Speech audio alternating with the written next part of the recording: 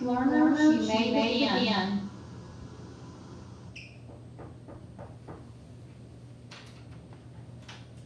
Hi, come on in. Good, thank you. I'm Jacob Sanchez. Nice to meet you.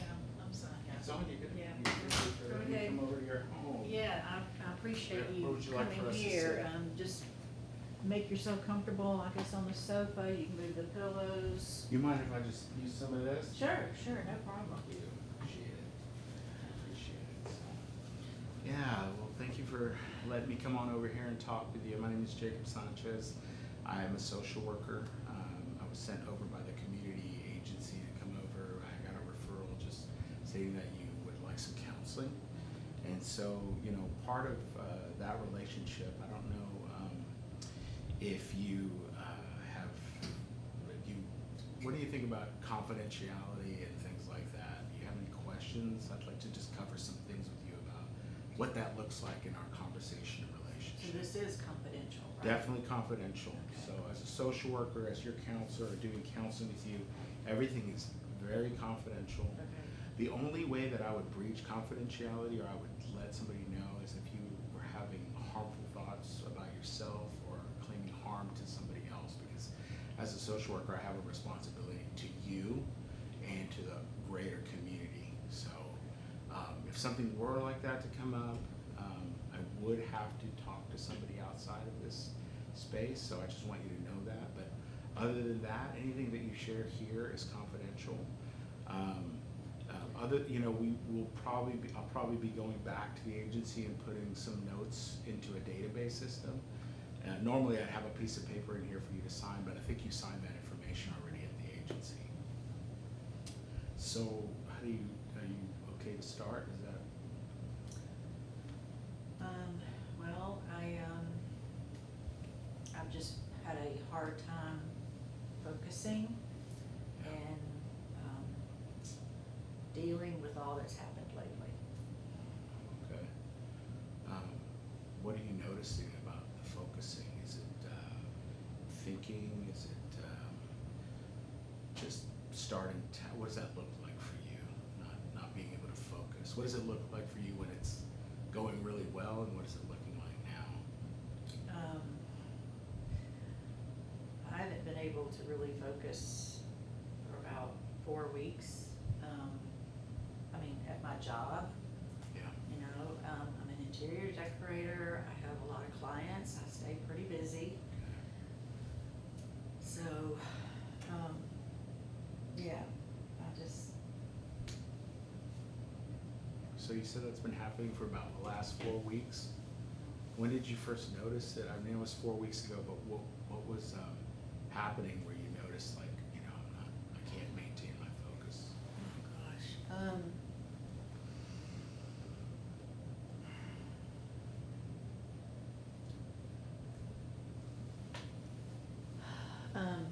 This is confidential, right? It's all confidential, yes. I have a friend named Gail, and about 4 weeks ago, we kissed. Okay. Is this your friend at work or just a friend outside Just- of work? Just a friend Okay. for years. Oh, okay.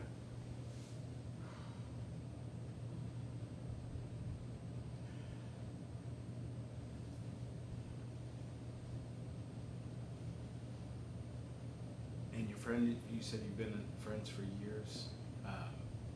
Nothing like this has ever occurred like this before. That was No, okay. never.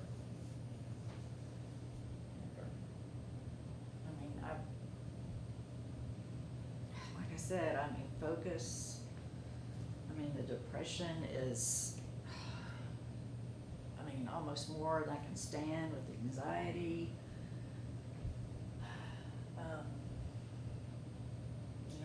I was not raised this way. Tell me a little bit more about that. What is that?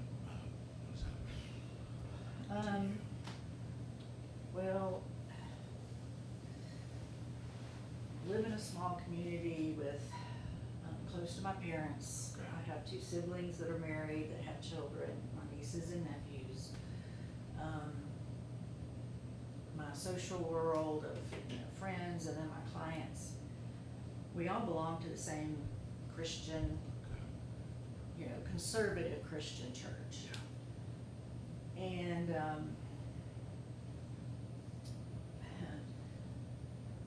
especially my parents, I mean, I was not raised, they're very conservative in their politics, Christianity.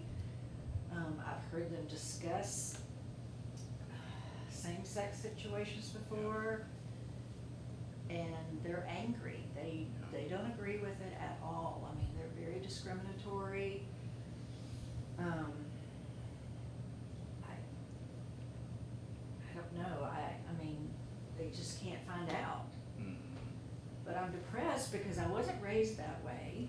I mean, I was raised that way in the conservative Christian church. I was taught that that's wrong. You don't do same-sex marriages, dating, or whatever. And I just feel like, is there something evil inside of me? I mean, I don't know.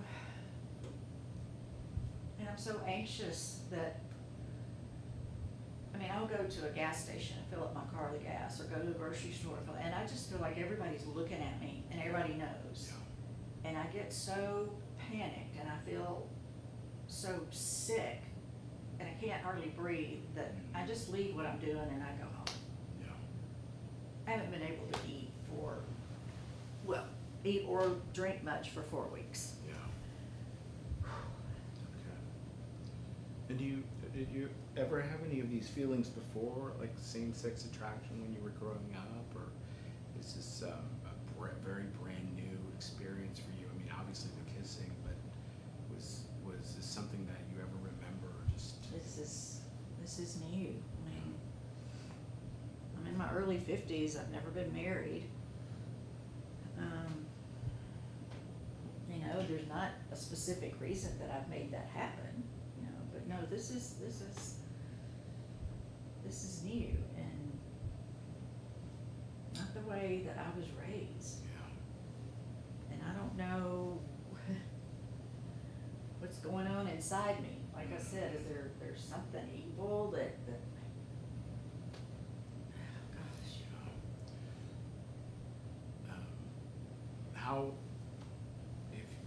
Where do you feel like this might be going for you in the long run? I mean, is this, obviously you're sharing a lot of information about just feeling shocked. You're sharing a lot of information that's making you feel depressed, and you aren't able to eat, so it's disrupted a large part of just your normal way of just living. But is this something that you feel like will continue, or is this, I guess if you look at it as a behavior, where do you go from this point? What are you wanting to? I mean, my parents, my family, they just can't find out. I mean, they can't. I mean, they would disown me. I mean, and then obviously from there, my friends and my clients will find out. Mm-hmm. So life for me, as I know it, would be over. I mean, just done. Mm-hmm. And where do I go from there? Yeah, I don't. So, I don't know. Yeah.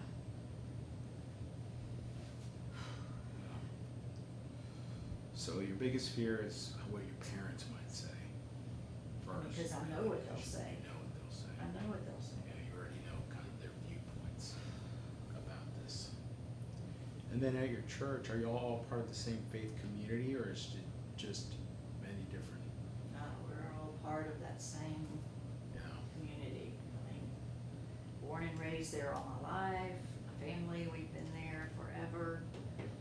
So we have friends that go way back. Mm-hmm. And then the minister of your church, or is there anybody with pastoral care that could give you some kind of guidance that you trust or know, that would keep this confidential and help you to be able to just explore these things? Because it sounds like there's a doctrinal or a biblical concern with, I'm going to call it sin. Mm-hmm. You feel like you're evil, and you're assigning yourself a lot of you're assigning yourself to this place of being evil, and I'm just wondering if there's anybody that can help you just sort of walk through. I would not trust my preacher at church, because I know exactly What how he would react, there's no way. I wouldn't trust him to keep that confidential. Yeah. And that's why I was glad that they were able to send you here to my home, Yeah. so nobody had to see me walking into the building and go, what's she doing going to Yeah. small communities, people talk. Yeah. And Have you and your friend been able to talk about this? not yet. How do you imagine that conversation will go? That's a good question. I don't know. I mean, I felt it was mutual. Yeah. We've known each other for a long time, but it was mutual. I don't see that either one forced anything in particular, or, it just happened. It felt right. It was not like we looked at each other and ran different directions. Sure. It was, and we just haven't talked yet. What do you think you might?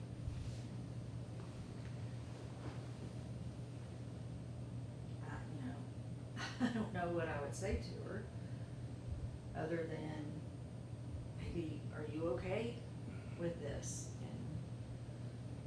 And I don't know if she's struggling like me, but I know I can't afford to lose my clients. Yeah. That's my livelihood. Mm-hmm. I'm very successful. I love what I do. I love working with people.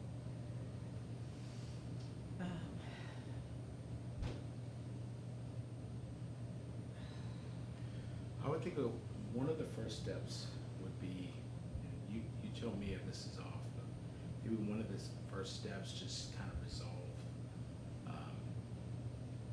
this interaction, or what that means is, because she's been your friend for a long time, and I think it'd probably be good to maybe have a conversation as soon as you feel like it's possible, just to kind of know, because sometimes these unknowns, they can cause a lot of stress and anxiety. Just so that you know exactly what she's thinking about it, where your friendship is going.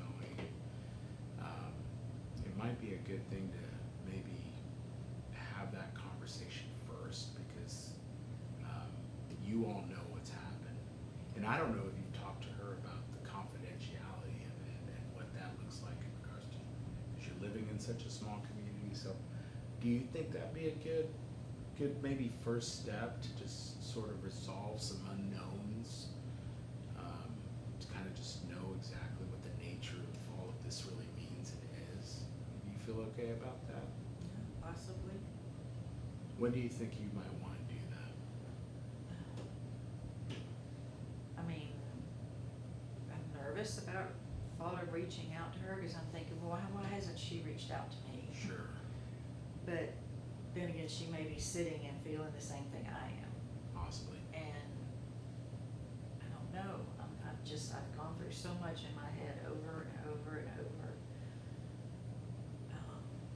Because I know this is so wrong.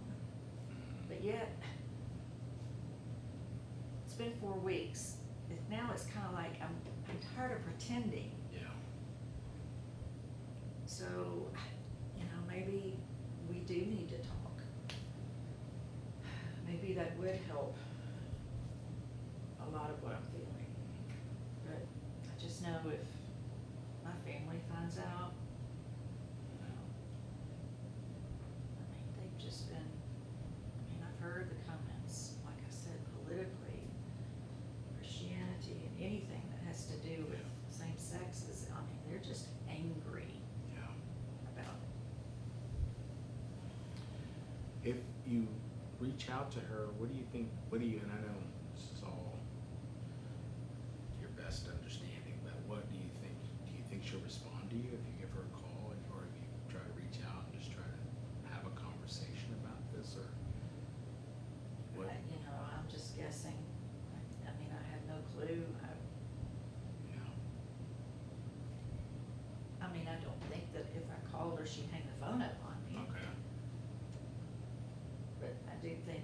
very important that both of us talk.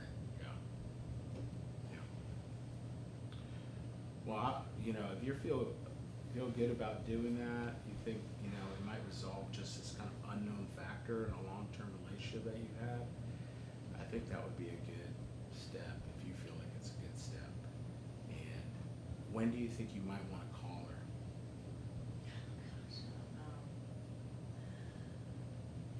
Do you think you could call her like in the next 7 days?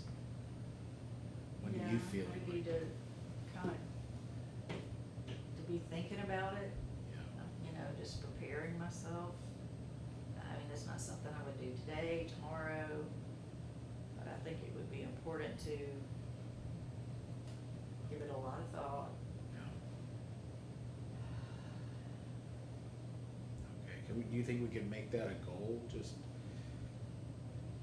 because I know I'm going to be back here in about 7 days for another session. And I just think, again, it would just help at least resolve one of those unknowns. I know with your parents, sounds like it's pretty strict. There's not a lot of mind changing that's going to go on in that kind of conversation. So I don't feel like what you're sharing is a conversation with them is not going to resolve things. It's just going to exacerbate things and make things very tenuous. And so this is one thing that I think can help relieve possibly some stress. Yes. I know you're sharing some feelings of depression. The depression, is that just, what does that look like for you? When you say depression, what is that? That, again, why am I feeling this way? Because I was not raised that way. Yeah. I was raised to know that that is wrong. Yeah. There's man and there's woman, and there's no in between. Mm-hmm. And I know that no part of that alters from that man and woman is accepted. Yeah. Around anybody that I know. I mean, like I said, that's why I said if my parents found out, clients, which it goes into my social realm, my life's over. Mm-hmm. So I don't. Yeah. Yeah, you don't know. I don't know. The Bible does say that we all sin and fall short of the glory of God. And that none of us are perfect. And I think we all strive to be like Jesus in our walk. And this idea that you have about, what the Bible is saying, that this is the creation, and it goes back to the very first teaching of man and woman. From this point in your life, how do you resolve and uphold that belief? I mean, that's just what's been ingrained inside of me. Yeah. And it's like, I feel that way. I mean, I know that's the way it's supposed to be, but yet I have this attraction. It's like I said, is there something evil inside of me? Yeah, and that might be, that's a kind of conversation I think can't be resolved in this one conversation. And really, as a therapist, I have my viewpoints about what I think about that, and I feel like you're comfortable enough to share and talk about some of these things, but trying to just think about ways that maybe we can, have this conversation without, I don't want to enter into a space where you have your own faith and I want to respect it. And if you're feeling like these are things that I know are true, but then this is the dimension of my life that's not matching that, I want to help you try to resolve that. It sounds like you pastor is not a safe place to talk. No. Yeah. What about another friend that? No, Yeah, nobody else. No, I don't trust anybody. I mean, they kept telling me it was confidential, but I'm like, this is truly confidential, right? Yes. And you're a professional, you're upheld to that. Learners, you have 5 minutes remaining. I don't trust anybody else. Yeah. One last thing I'd like to ask you about is, I know you said there's been a pattern in your eating where you're not taking time to eat and eat well, and so what does that look like for you, a healthy eating pattern? Are you skipping breakfast? Are you skipping lunch? Are you just feeling so worried and anxious that you can't? Yeah, I mean, it's like I said, it's just like I feel sick in my stomach. Yeah. And it's just that, I mean, there's no desire for food. You know, and I can't keep going on like that. I've got to have some energy and do my job and do it successfully like I've always been doing it. There's been days where I have felt so bad that knowing I didn't have clients coming in that afternoon for appointments, I just closed up and went home. Yeah. And I usually don't do that. I just stay open. Sometimes people drop in, the phone will ring. Sure. But I've just closed up and gone home because I can't deal with it. It's just, and I feel bad from head to toe. Yeah. Yeah. Well, I think, what we've worked on right now is just identifying at least one of those conversations that you can try to have in the next 7 days.